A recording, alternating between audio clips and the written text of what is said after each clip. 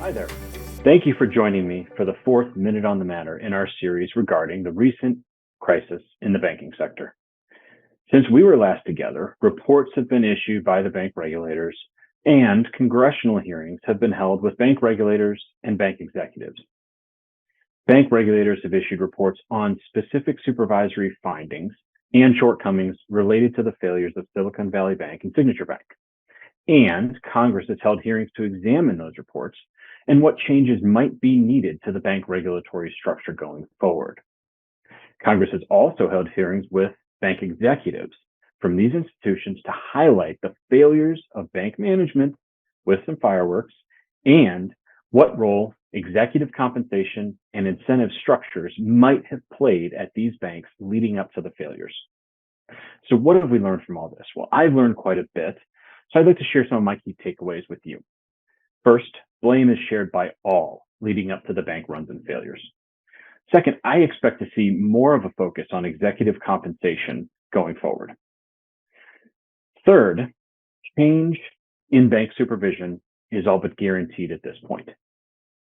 And finally, change to the FDIC's deposit insurance framework is likely, albeit challenging to implement.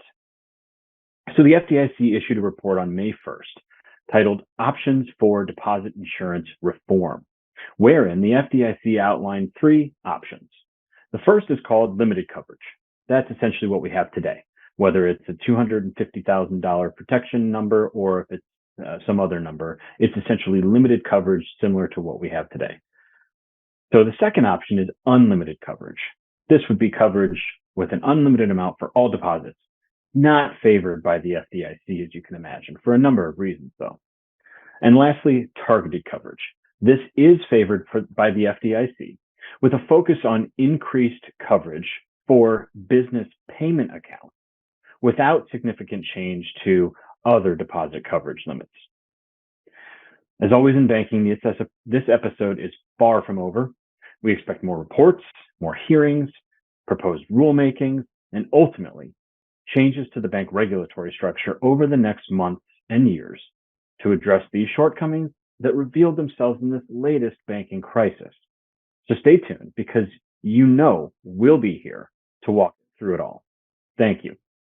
Hi there.